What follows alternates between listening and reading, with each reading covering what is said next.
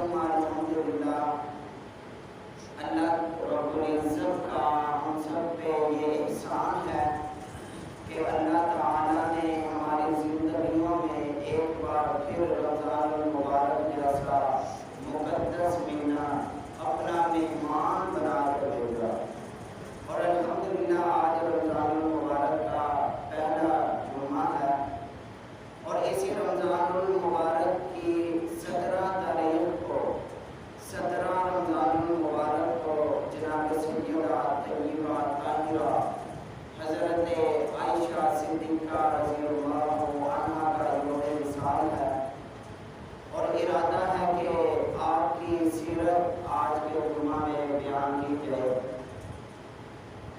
میرے عزیز سامعین، اگر ہم قرآن کی نظر سے نبی کی بیویوں کو دیکھیں تو قرآن کہتا ہے کہ اے مومنوں، نبی کی جو بیویاں ہیں یہ اے مومنوں تمہاری مائیں ہیں، اور حضرت عائشہ صدیقہ رضی اللہ تعالی عنہا یہ آپ علیہ السلام کی دوسری بیوی ہیں، اور ان کی وفات اسی رمضان المبارک میں ہے۔ تو ابھی ارادہ ہے کہ جناب سیدہ طیبہ طاہرہ حضرت عائشہ صدیقہ رضی اللہ تعالی عنہا کی سیرت کے کچھ واقعات آپ حضرات کے سامنے روز گزار کیے جائیں۔ میرے عزیز سامعین، سب سے پہلے تو میں آپ حضرات کے سامنے اس واقعہ کا ذکر کروں گا جسے تاریخ کے اوراق میں افق عائشہ کے نام سے موسوم کیا گیا ہے۔ میرے عزیز سامعین، آپ علیہ السلام نے مدینہ منورہ میں ایک لشکر تیار کیا۔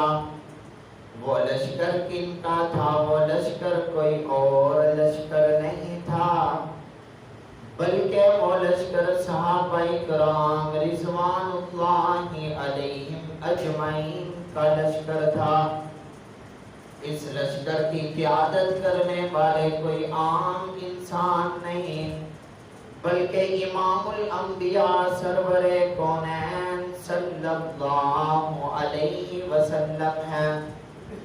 آپ صلی اللہ علیہ وسلم نے ایک لشکر کو تیار کیا۔ یہ لشکر تیار کس کے لیے ہو رہا ہے؟ یہ لشکر جنگ کے لیے تیار ہو رہا ہے۔ یہ جنگ جانی کہاں ہے؟ یہ جنگ کا مقام کہاں ہے؟ یہ جماعت پہنچنی کہاں ہے؟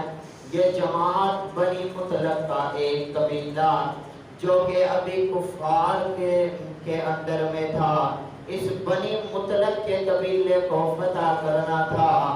اب آقا علیہ السلام کا ایک معمول ہے کہ جب بھی کسی جنگ پہ جاتے ہیں، کسی بھی جنگ میں شریک ہوتے ہیں، کسی بھی غزوہ میں شریک ہوتے ہیں، کہیں بھی سفر میں جاتے ہیں، تو اپنی بیویوں میں سے کسی ایک بیوی کو اپنا ہم سفر بنا کر ساتھ لے جاتے ہیں۔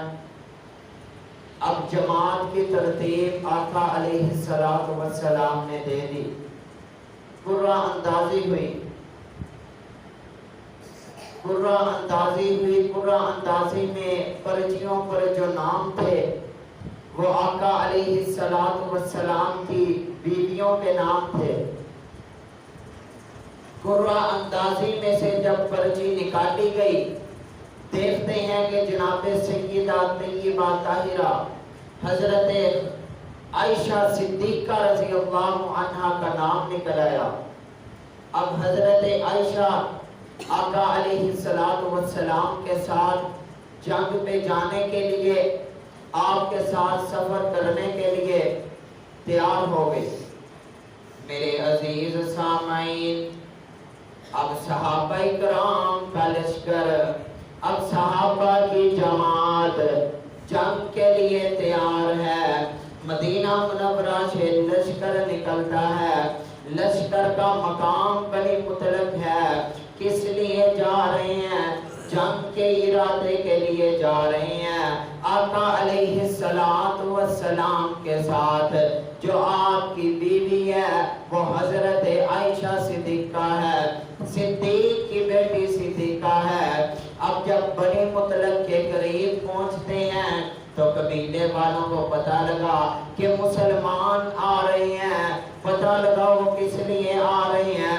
पता लगाया गया तो पता लगा कि जंग के इरादे से आ रहे हैं। पता लगा कि मुसलमानों के पास सवारियां भी हैं, मुसलमानों के पास तलवारें भी हैं, जंग का सामान भी है, मुसलमानों के पास जंजीरें भी हैं, जीरा भी है। तमाम जंग का सामान जो उस वक्त में दस्तयाब था, कुफार ने पता लगाया कि आका अलैहिस्सलातु वस्सलाम जो कि मुसलमानों के नबी हैं, वो एक लश्कर की क़ियादत करते हुए हमारे कबीले की तरफ आ रहे हैं। अब जब आका अलैहिस्सलातु वस्सलाम सहाबाए किराम की जमात को, सहाबाए किराम के इस लश्कर को लेकर बनी मुतलक के कबीला में दाखिल होते हैं तो अब बनी मुतलक वालों के पास ना कोई सवारियां हैं, ना जंग का कोई सामान है।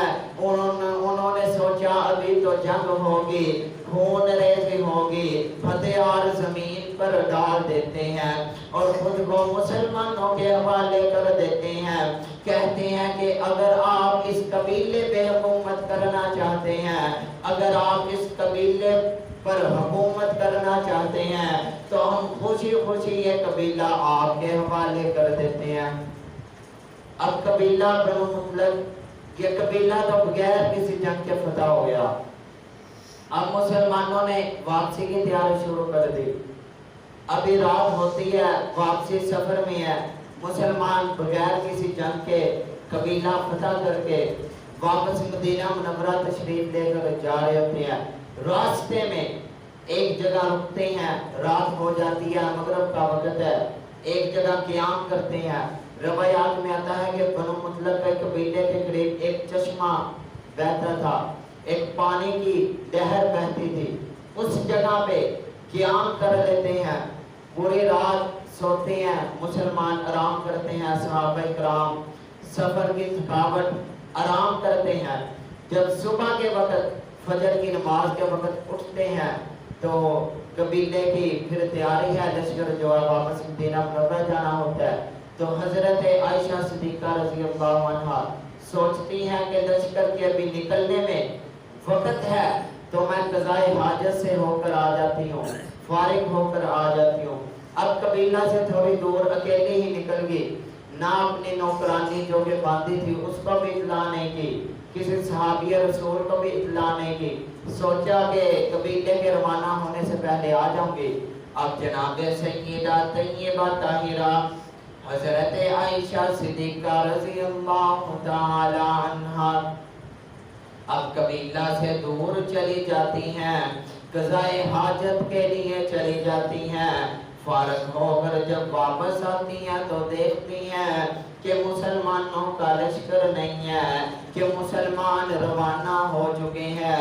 मेरे अजीज सामईन, अब इससे ये बात भी मालूम हो गई कि इमामुल अंबिया सरवरे कौनैन सल्लल्लाहु अलैहि वसल्लम गैब का इल्म नहीं जानते, गैब की बातें नहीं जानते। अगर कोई गैब का इल्म जानता है तो वो अल्लाह ताला है।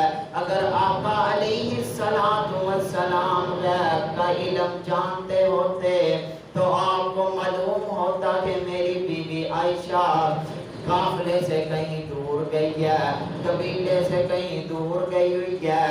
तो आप हुक्म करते कि ऐ लश्कर ठहर जाओ, जब आयशा वापस आएगी फिर हम चलेंगे।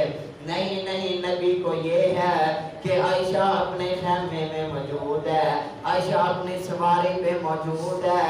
आका अलैहिस्सलातु वस्सलाम लश्कर को लेकर चले जाते हैं। अब लश्कर मदीना मुनव्वरा की तरफ रवाना हो चुका है। اب حضرت عائشہ صدیقہ رضی اللہ تعالیٰ عنہ بالکل اکیلی ہیں، سنسان علاقہ ہے، بنو مطلق کا جو قبیلہ تھا اس سے بھی کافی آگے آ چکے ہیں، ابھی مدینہ منورہ کا بھی سفر کافی لمبا ہے، تو سوچتی ہیں کہ جب مجھے لشکر والے جب مجھے میری سواری پر میرے خیمے میں نہ پائیں گے تو مجھے واپس یہیں پر لینے آ جائیں گے۔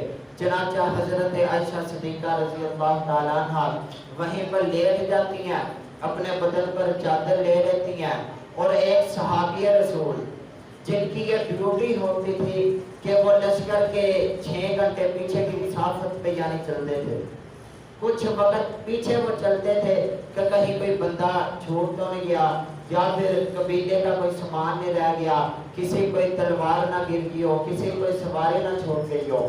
اب ایک صحابی رسول پیچھے سے آ رہے ہیں، دیکھتے ہیں کوئی چیز ہے، قریب جاتے ہیں تو دیکھتے ہیں کوئی عورت ہے، پردے کے اندر ہے، اونچی آواز سے صدا بلند کرتے ہیں، حضرت عائشہ کو دیکھتے ہیں، پہچانتے نہیں ہیں کہ یہ مومنوں کی ماں حضرت عائشہ ہے، اونچی آواز سے صدا لگاتے ہیں، کہتے ہیں انا للہ و انا الیہ راجعون۔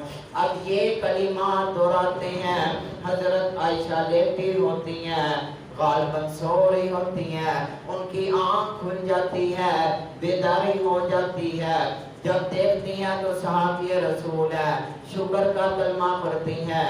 اب جو صحابی رسول قافلے کے پیچھے پیچھے آ رہے تھے وہ انہیں اپنی اونٹ کی سواری پر بٹھا کر اونٹ کی لگام خود اپنے ہاتھ میں لے لیتے ہیں اور اسی طرح مدینہ منورہ پہنچتے ہیں۔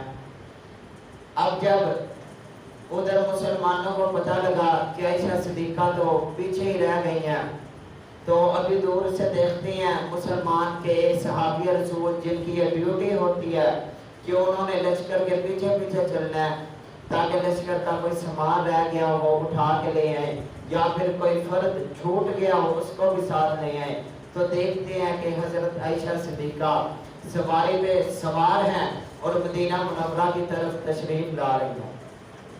اب ایک منافق تھا مدینہ منورہ میں جس کا نام عبداللہ ہے، روایات کے مطابق عبداللہ نام اس کا آتا ہے، تو اس نے جب یہ منظر دیکھا کہ عائشہ صدیقہ اکیلی ایک صحابی رسول کے ساتھ آ رہی ہیں تو انہوں نے مدینہ منورہ میں افواہیں پھیلانا شروع کر دی۔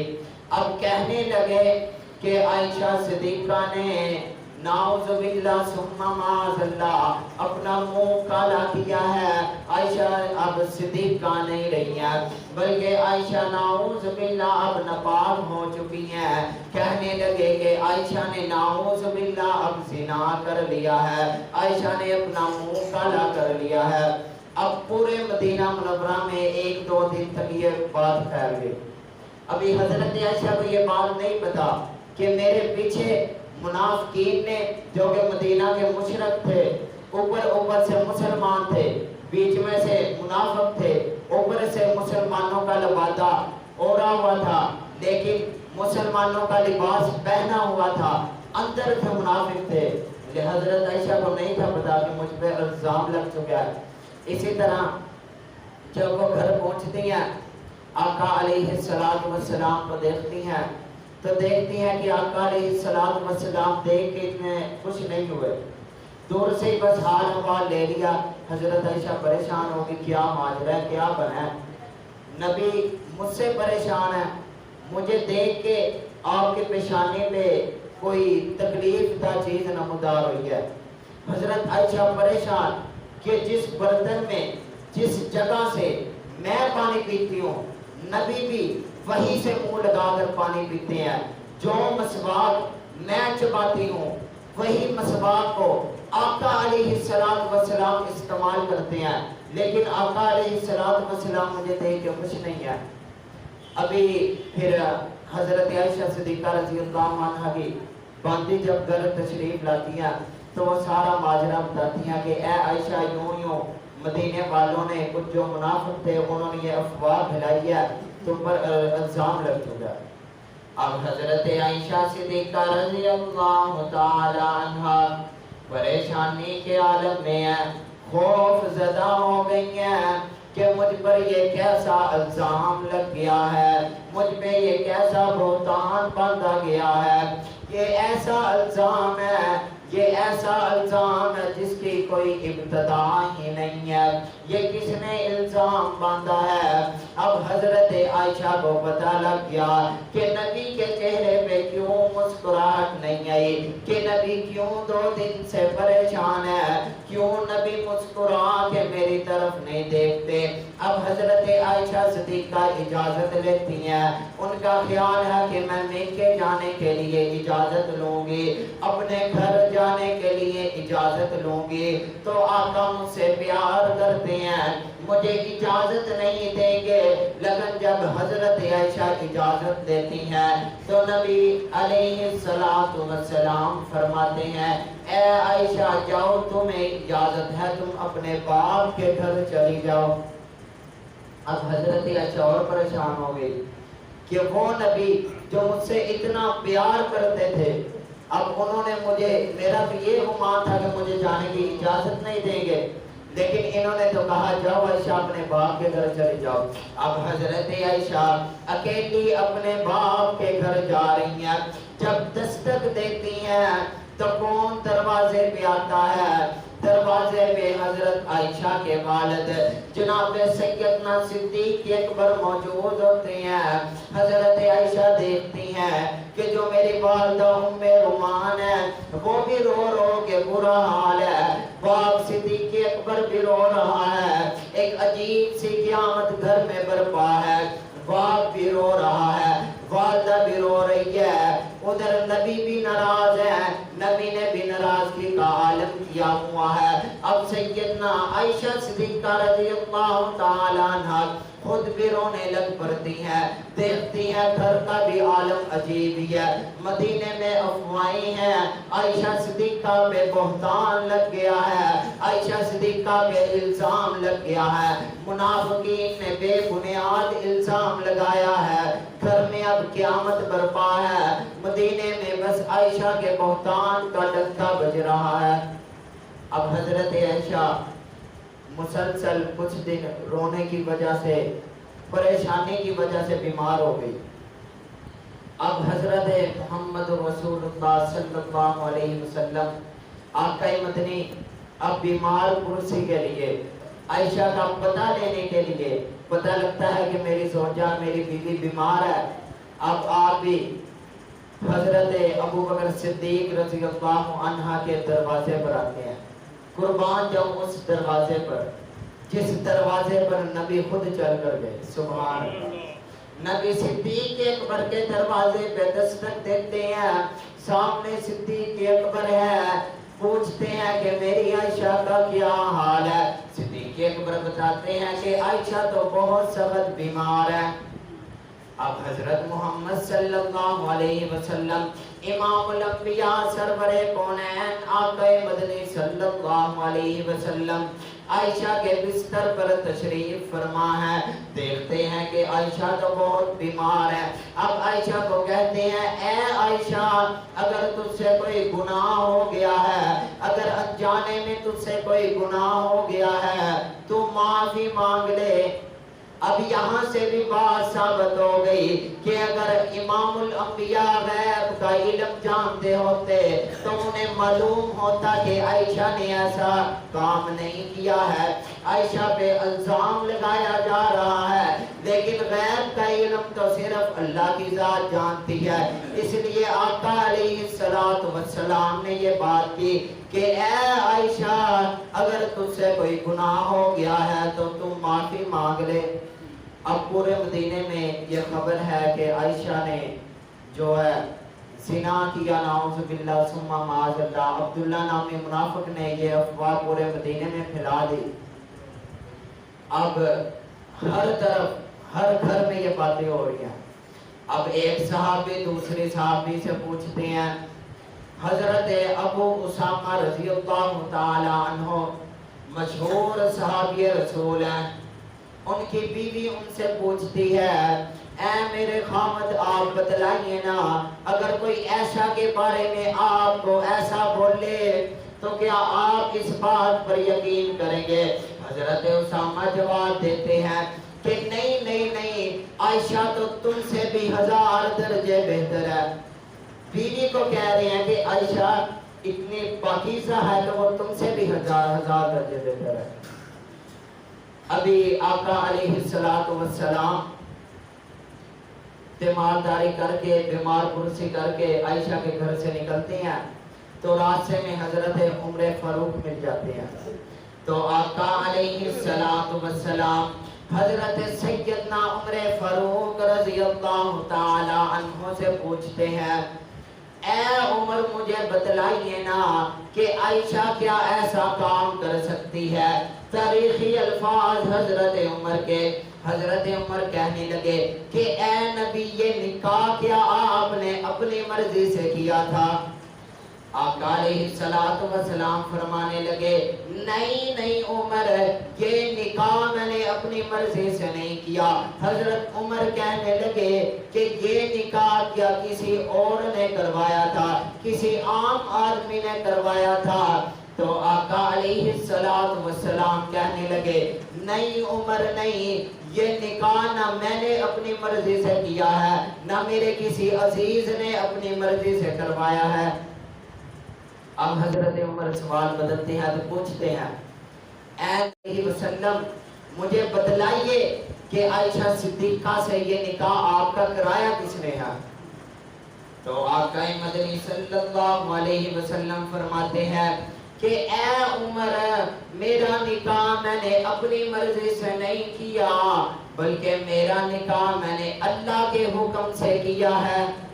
میرا اور عائشہ کا نکاح اللہ کے حکم سے ہوا ہے۔ تو حضرت عمر فاروق کہتے ہیں کہ ہمارا اللہ، ہمارا خدا اتنا معصوم نہیں ہے کہ نبی کے گھر میں ایک ناپاک عورت کو بھیج دے۔ اب آقا علیہ السلام کو عمر کے اس جواب سے، اس فیصلے سے تسلی ملتی ہے۔ واپس جاتے ہیں حضرت عائشہ کے گھر، اپنے گھر واپس جا رہے ہوتے ہیں، لیکن حضرت عمر کا یہ فیصلہ سن کے اپنے گھر واپس جاتے ہیں، دستک دیتے ہیں۔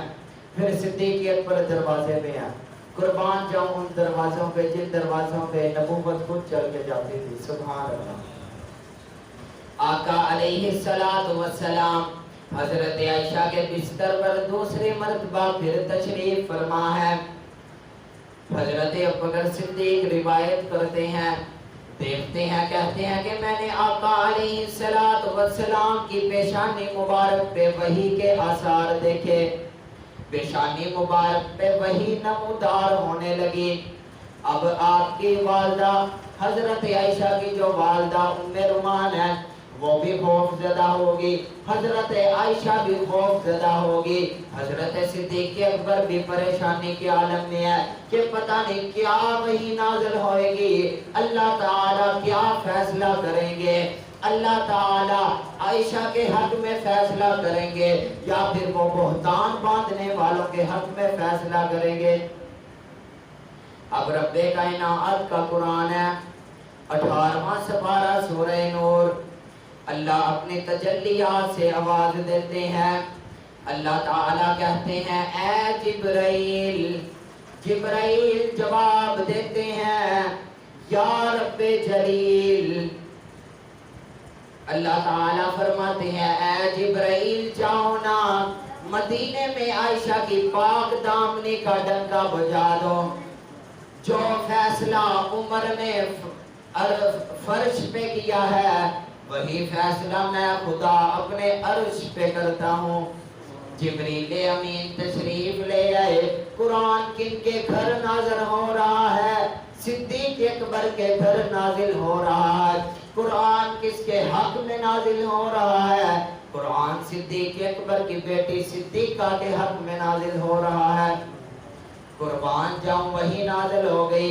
18واں سپارہ قرآن کے الفاظ ہیں وَلَوْلَا إِذْ سَمِعْتُمُوهُ قُلْتُمْ مَا يَكُونُ لَنَا أَن نَّتَكَلَّمَ بِهَٰذَا سُبْحَانَكَ هَٰذَا بُهْتَانٌ عَظِيمٌ۔ اللہ تعالیٰ نے عائشہ دنیا میں بجوا دیے۔ جب حضرت یوسف پہ تہمت لگی تو حضرت یوسف کی گواہی ایک بچے نے دی۔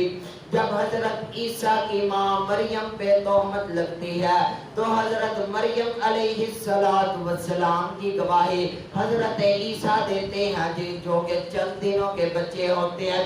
لیکن قربان جاؤں اے عائشہ تیری عظمت پر، تیری صداقت پر تیری گواہی کسی بچے نے نہیں دی ہے، تیری گواہی تو خود رب کائنات نے اپنے قرآن میں دی ہے۔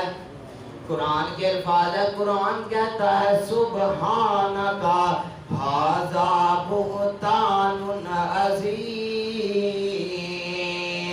کہ عائشہ تو ان سب بہتانوں سے پاک ہے۔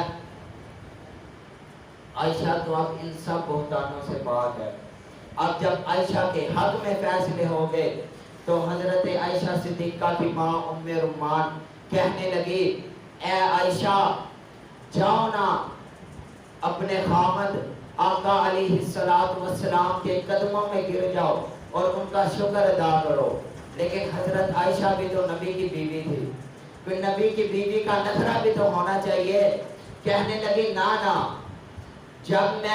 جب مجھ پہ الزام لگا تھا میرے باپ نے میری گواہی نہیں دی۔ اے ماں تو نے میری گواہی نہیں دی، میرے خامد محمد رسول اللہ صلی اللہ علیہ وسلم نے میری گواہی نہیں دی، میں کسی انسان کا آج شکر ادا نہیں کروں گی۔ سجدے میں گر گئی اور کہنے لگی میں تو اس ذات کا شکر ادا کروں گی جس نے میرے حق میں قرآن نازل کیا ہے۔ سبحان اللہ۔ جب تک یہ سورۃ نور کسی ممبر پر پڑھی جائے گی، کسی مصلی پر پڑھی جائے گی، کسی مسجد میں، بازار میں، گھر میں، مدرسے میں، کسی امام بارگاہ میں، کسی جلسے میں، کسی جلوس میں، کسی محفل میں یہ سورہ نور، یہ قرآن کی آیات پڑھی جائیں گی، صدیق اکبر کی بیٹی صدیقہ کے پاک دامنی کے ڈنکے بجتے رہیں گے۔ یہ اعزاز کس کو ملا؟ یہ اعزاز حضرت طیبہ طاہرہ سیدہ صدیق اکبر کی بیٹی حضرت سیدنا عائشہ صدیقہ رضی اللہ عنہا کو ملا۔ اور ان کی فضائل میں ایک اور حدیث، امام الانبیاء سرور کونین صلی اللہ علیہ وسلم صحابہ کرام سے مخاطب ہوئے اور صحابہ کرام کو کہنے لگے اے میرے صحابہ، اللہ تعالیٰ نے 3 عورتوں کو پوری کائنات کی عورتوں پہ فضیلت دی ہے۔ سب سے پہلے حضرت آسیہ۔ کون آسیہ؟ فرعون کی بیوی آسیہ۔ فرعون نے اسلام قبول نہیں کیا، فرعون تو غرق ہو گیا، ذلیل ہو گیا، تباہ ہو گیا، برباد ہو گیا، دنیا بھی خراب ہو گئی، آخرت بھی خراب ہو گئی۔ لیکن فرعون کی بیوی نے اسلام قبول کیا۔ فرعون کی بیوی حضرت آسیہ علیہ السلام، آقا علیہ السلام نے فرمایا سب سے پہلے جس عورت کو مقام اور مرتبہ ہے وہ حضرت آسیہ ہے۔ اور صحابہ کرام کی محفل میں میرا آقا علیہ السلام نے دوسرے عورت کا تذکرہ فرمایا۔ کون عورت ہے جس پر تہمت لگی تھی؟ حضرت عیسیٰ کی ماں حضرت مریم ہے۔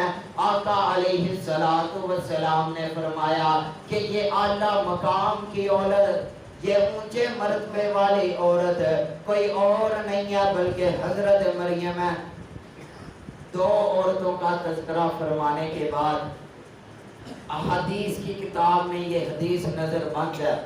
آقا علیہ السلام نے فرمایا دنیا کی تمام عورتوں میں حضرت عائشہ کو اس طرح فضیلت ہے جس طرح سرید کو تمام خانوں پر فضیلت ہے۔ اب یہ سرید کیا ہے؟ یہ اس وقت عرب میں ایک بہت ہی اعلیٰ اور ایک شاہی کھانا ہوتا تھا جس کو ہم اپنی زبان میں چوری کہتے ہیں، روٹی کو کوٹ کر بیچ میں شوربہ ڈال دیں۔ تو آقا علیہ السلام نے فرمایا عائشہ کو اس طرح فضیلت حاصل ہے تمام عورتوں پر جس طرح سرید کو تمام خانوں پر فضیلت ہے۔ تو آقا علیہ السلام نے کبھی قرآن پاک حضرت عائشہ کی پاک دامنی کا ڈنکا بجاتا ہے تو کبھی آقا علیہ السلام خود اپنی بیوی حضرت عائشہ صدیقہ رضی اللہ عنہ کی پاک دامنی کا تذکرہ کرتے ہیں۔ ایک مشہور واقعہ، آقا علیہ السلام ایک جنگ سے واپس آ رہے ہیں، صدیق اکبر بھی ساتھ ہیں، آپ کی رفیقہ حیات حضرت عائشہ صدیقہ بھی ساتھ ہے۔ اب قافلہ جنگ سے واپس آ رہا ہے، ایک جگہ قیام کرتے ہیں، رات کو رکتے ہیں تو حضرت عائشہ صدیقہ رضی اللہ عنہ کا ہار گم ہو جاتا ہے۔ حضرت عائشہ کے گلے میں ایک ہار ہوتا تھا، وہ ہار کسی اونٹ کے نیچے آ گیا، اونٹ اس کے اوپر بیٹھ گیا۔ اب نبی کو بھی نہیں پتا ہار کدھر ہے، حضرت سیدنا صدیق اکبر کو بھی نہیں پتا، حضرت عائشہ جن کا ہار ہے ان کو بھی نہیں پتا ہار کدھر ہے۔ اب ادھر نماز ظہر کا وقت ہو رہا ہے، قیام کیا ہوا تھا، نماز ظہر کا وقت ہے، آگے نکلنا ہے، نماز کا وقت بھی کم ہے، قریب کہیں پانی بھی موجود نہیں ہے، لشکر قیام کیا ہوا ہے، پورا لشکر ڈھونڈ رہا ہے کہ عائشہ صدیقہ کا حال ڈھونڈو۔ اب مجھے بتلائیے، یہ قرآن کا دیتا ہے کہ اگر آقا علیہ السلام غیب کا علم جانتے ہوتے، یا پھر سیدنا صدیق اکبر کو غیب کا علم ہوتا، یا پھر کسی اور صحابی کو، صحابی سے جو بڑا کوئی ولی ہو سکتا ہے نہیں ہو سکتا، نہ قیامت تک کوئی آئے گا، تو کسی صحابی کو نہیں پتا کہ وہ ہار اونٹ کے نیچے اور اونٹ ہار کے اوپر بیٹھا ہے۔ اب خیموں میں تلاش کر رہے ہیں، اپنی قیام گاہوں میں تلاش کر رہے ہیں، اب ہار مل نہیں رہا۔ اب صدیق اکبر کو بہت غصہ آ گیا، جلال آ گیا کہ میری بیٹی کی وجہ سے صحابہ کرام کی نماز نہ رہ جائے، پانی بھی نہیں ہے، وضو بھی کرنا ہے، نماز کا بھی وقت ہے، ہار بھی نہیں مل رہا، نہ قریب پہ پانی ہے، ہار ملے گا تو آگے جانا ہے۔ اب جاتے ہیں حضرت عائشہ کے خیمے میں، قیام گاہ میں داخل ہوتے ہیں تو دیکھتے ہیں کہ گود عائشہ کی ہے، بیچ میں سر امام الانبیاء کا ہے، امام الانبیاء عائشہ کی گود کو تکیہ بنا کر، بستر بنا کر آرام فرما رہے ہیں، آقا علیہ السلام سو رہے ہیں۔ حضرت سیدنا صدیق اکبر نہیں دیکھتے کہ نبی ہے، نہیں دیکھتے کہ میری بیٹی صدیقہ ہے، غصے میں ہے، جلال میں ہے کہ نماز کا وقت ہے، اللہ کے سامنے سر سجدہ ہونا ہے، ابھی تیمم کا حکم نازل نہیں ہوا۔ غصے میں جاتے ہیں، روایات کے مطابق حضرت عائشہ کو زوردار تھپڑ لگاتے ہیں، اور حضرت عائشہ بعد میں فرماتی ہیں کہ جب مجھے تھپڑ لگا تو میں ہیلی نہیں، کہیں امام الانبیاء کی نیند نہ خراب ہو جائے۔ حضرت صدیق اکبر نے غصے میں تماچا لگایا، لیکن حضرت عائشہ نہ خود ہیلی نہ آنسو بہائے کہ امام الانبیاء میری گود میں ہے، کہیں ان کی نیند نہ خراب ہو جائے۔ اب ادھر سے جب صدیق اکبر کا یہ عالم تھا، صحابہ کرام کی جماعت میں ہلچل تھی، ہار مل نہیں تھا رہا، تو ادھر سے رب کائنات حکم دیتے ہیں، رب کائنات کہتے ہیں اے جبرائیل، جبرائیل جواب دیتے ہیں، جی رب کائنات، جی رب جلیل، مجھے بتلائیے نا کیا حکم ہے۔ تو قرآن کے الفاظ ہیں، اللہ تعالیٰ فرماتے ہیں کہ اے جبرائیل میرے نبی کو اٹھاؤ نا، میرے نبی کے قدموں کو بوسہ دو نا، تاکہ میرے نبی نیند سے جاگ جائے، اور یہ وحی ہے، یہ وحی میرے نبی کو جا کے سنا دو۔ اب حضرت جبرائیل علیہ السلام خیمے میں موجود ہیں، دیکھتے ہیں حضرت عائشہ ہیں، صدیق اکبر ہیں، اور خود آقا علیہ السلام ہیں۔ حضرت جبرائیل علیہ السلام اپنے لبوں سے امام الانبیاء کے قدموں پہ بوسہ دیتے ہیں۔ امام الانبیاء کون بوسہ دے رہا ہے؟ فرشتوں کا سردار۔ تو خطیب کے الفاظ ہیں، ہم تو اس طرح کہتے ہیں جو فرشتوں کا سردار ہے وہ ہمارے نبی کا غلام ہے، سبحان اللہ۔ کہتے ہیں فرشتے نور، لیکن نہیں، اللہ تعالیٰ نے انسانوں کو افضل مخلوق کہا ہے، انسان فرشتوں سے افضل ہے، چاہے یہ مٹی ہے۔ آقا علیہ السلام اپنی نیند سے بیدار ہوتے ہیں، دیکھتے ہیں کہ وہی نازل ہوئی ہے، صدیق اکبر وحی کے آثار آپ کی پیشانی پہ دیکھتے ہیں، پتہ لگتا ہے کہ تیمم کا حکم نازل ہو گیا۔ قربان جاؤں اے سیدہ طیبہ طاہرہ، اے عائشہ صدیقہ رضی اللہ عنہا، تیری عظمت پر کہ تیرا ہار گم ہو گیا۔ صحابہ اکرام پریشانی کے عالم میں ہے تو رب کائنات نے پانی نہ ملنے کی وجہ سے تیمم کا حکم نازل کر دیا کہ پانی نہیں ملتا، نہ ملے مٹی سے تیمم کرو، نمازیں پڑھو۔